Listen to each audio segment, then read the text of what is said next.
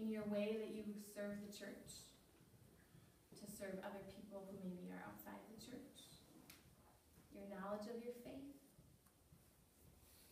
But in order for you to be ready, you need to make a commitment. You have to make a commitment to make the time and the space in your everyday life to grow.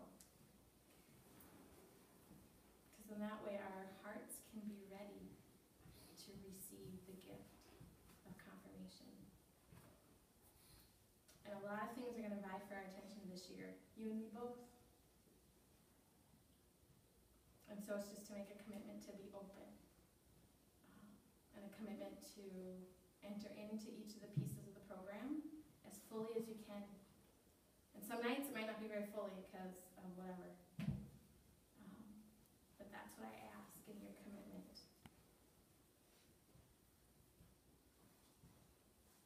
The process will require some discernment, and that's maybe a new word for some of us.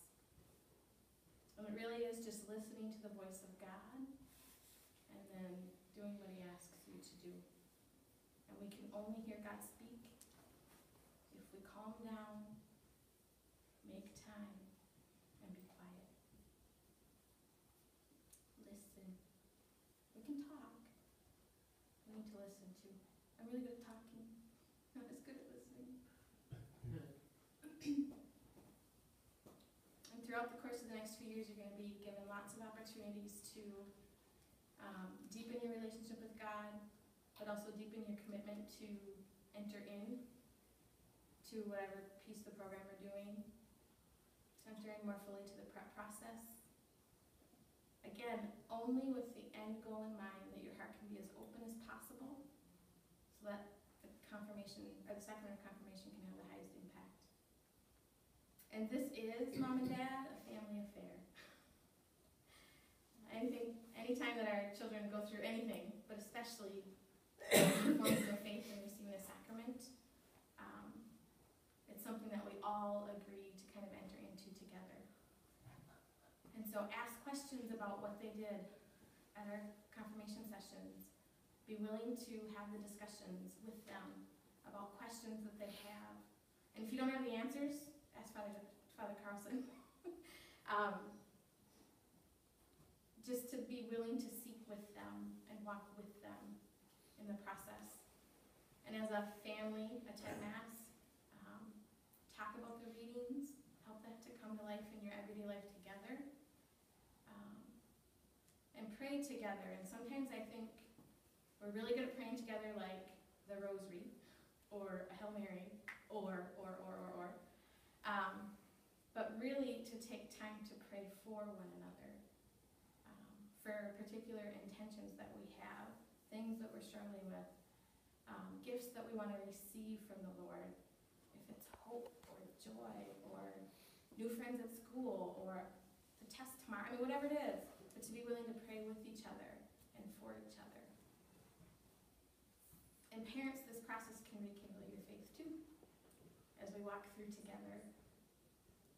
That's why I love working for the church, because my faith is always rekindled as we walk through these things together as a parish community. So together, we will have an amazing 2 years. And together we will sit at either the Basilica or the Cathedral with joy and pride for you guys, this class. Without fail, it always happens, even if it's really painful to get there. Get all your stuff done. And I just have an open invitation. I know we are the world of email, and it's so much more convenient sometimes. But if you have concerns, if there's something that you just can't quite get done or accomplish, I set my standards really high, but I also bend over backwards to help you do them. And so just come to me before the week before confirmation. And let's work through it together. Let's figure out how to get what we need to done. I'm always willing to figure out a plan B if we have to. But I will always tell you there's not a plan B. Because I want you to do the first thing, because it's just easier, more convenient. And so just be patient with me as I try to figure out, okay, how are we going to make this happen that we've kind of put together for you to go through this year and next year. It's not without thought and it's not without great reason. So I just ask you to be open. I think what I'll do next is to just hand out the folders, and so there should be one for every candidate, so one for every 9th grader.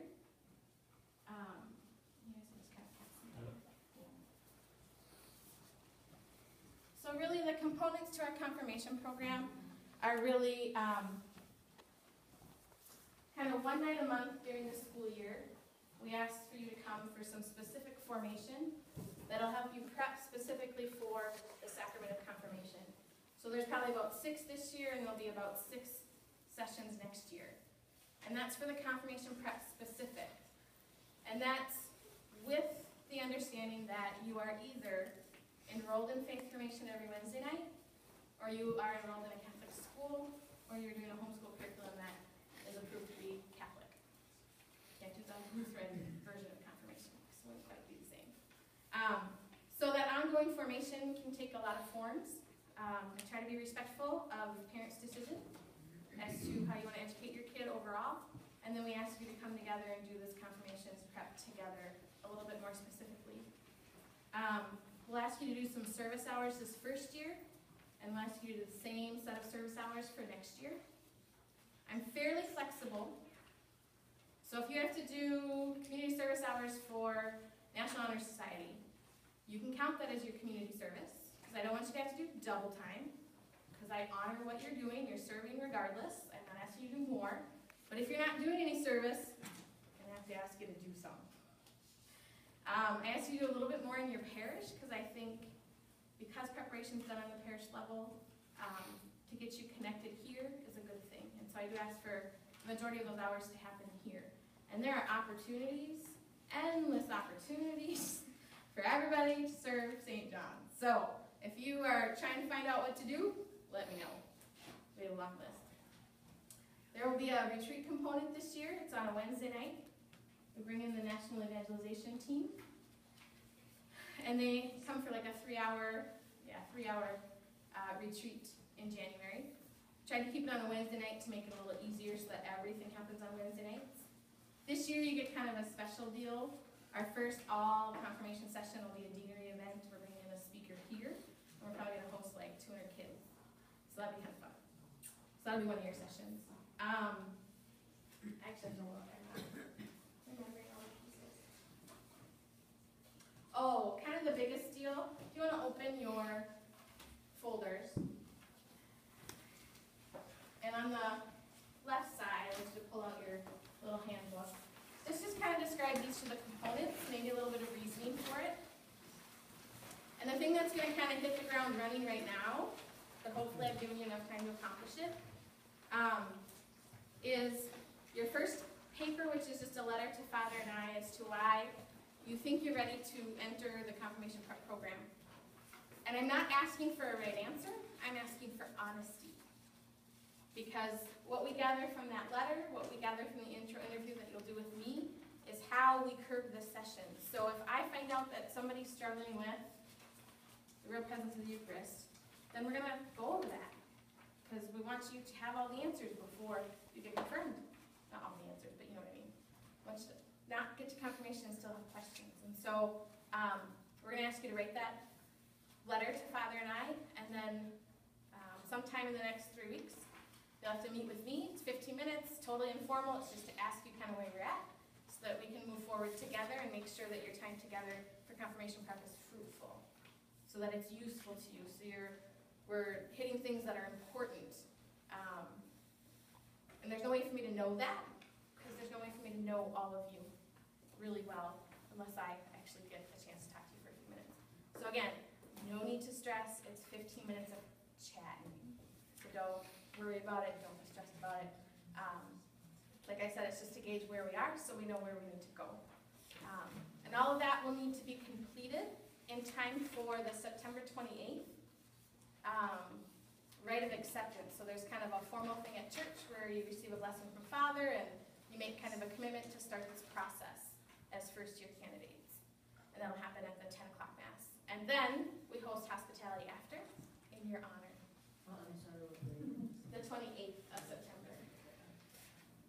So that'll happen all right away, and then we'll just start with the one Wednesday a month we'll come together and meet and do the confirmation. I call them modules, I guess, I don't know, the little sessions. I'm going to hand out the confirmation prep only schedule. I try to keep things to about once a month. Just trying to be respectful of time and what needs to happen with things.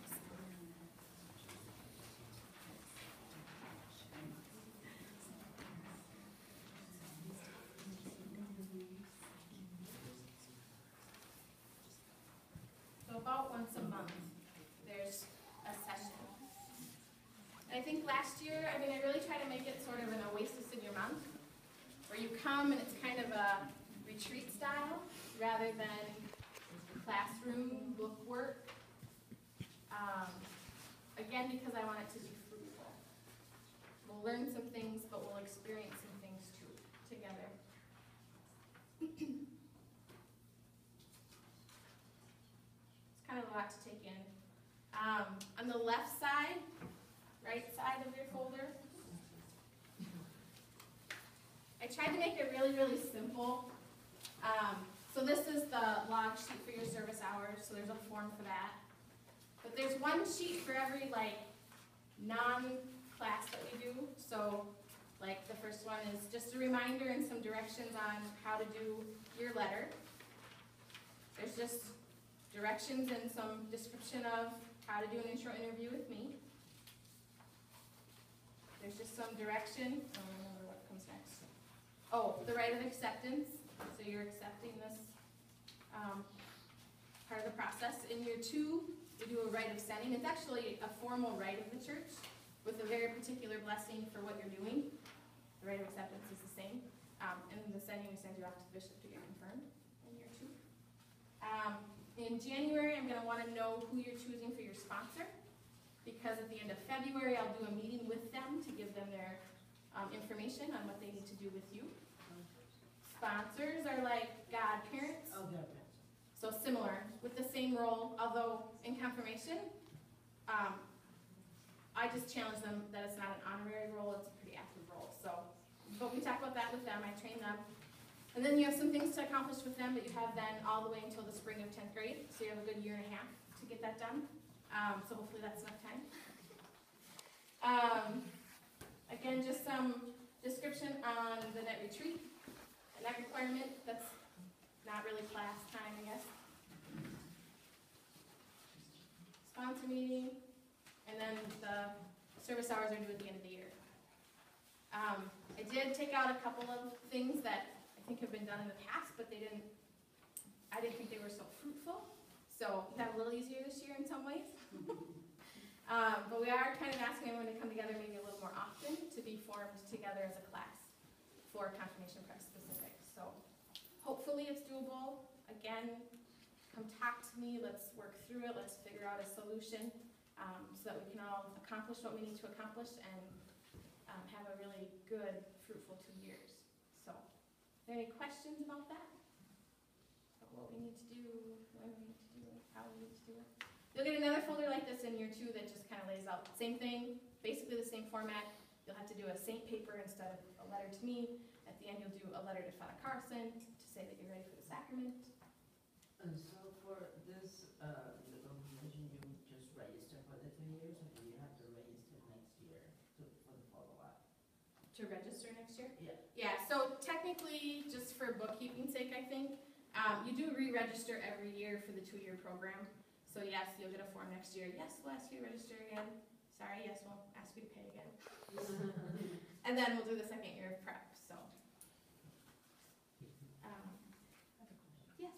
What is this thing? It says 1-8 session. Oh, okay, so that's a good thing to talk about. So for those of you who are in faith formation, so you'll be coming every Wednesday night, you'll go through, in 2 years, you'll go through this book. It's called the Catholic Faith Handbook. It's set up much like the adult catechism. So there are 4 pillars of our faith. There are 4 sections: creed, sacraments, moral living, and prayer. And so a teen version of the same 4 pillars of our faith And so in 2 years, every Wednesday night, this will be kind of your curriculum. And then there'll also be, everyone will get a gift of a Bible at the rite of acceptance. So those will kind of be the two texts. And 1.8 is just the sacrament-specific preparation component. It's more of a youth ministry style, more youth-friendly, not as textbookish as it is retreat-like. And so that's what 1.8 is, and it just pulls sessions from this curriculum. And you can take a look at it if you'd like. So the sessions are here. Let's look at a journal. And actually we use this company, is called Life Teen, and we use their middle school program also called The Edge. So that's what the middle schoolers use. So I try to combine those two together for formation for this age group, these age groups. So that's just what it's called, is 1.8. Acts 1.8, Pentecost, Holy Spirit, confirmation. So. Any other questions, concerns?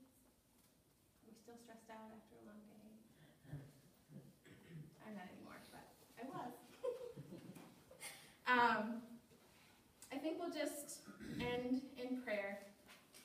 If there aren't any other questions, and you can ask some questions after too if you would like. Stick around.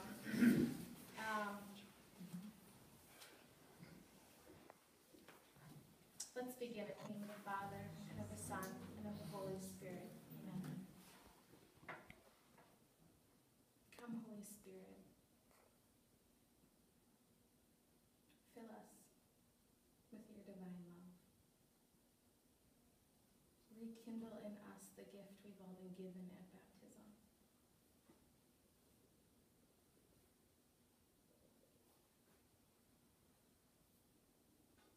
Lord, we ask for the gift of faith and the grace to respond to it.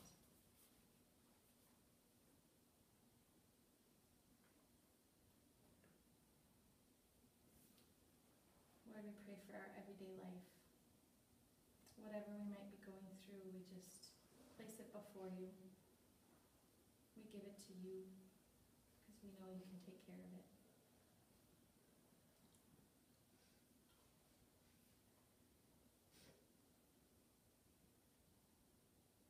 Lord, we trust you. Lord, we love you.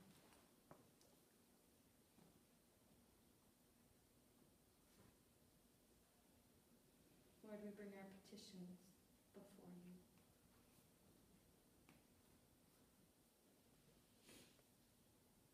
I pray in a special way for anyone who has suffered a loss, but especially a loss of a child. I pray for my friends John and Teresa.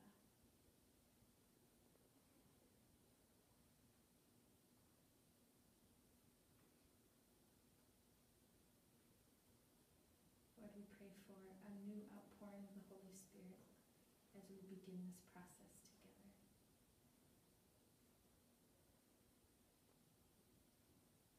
Give us the hope of expectant faith.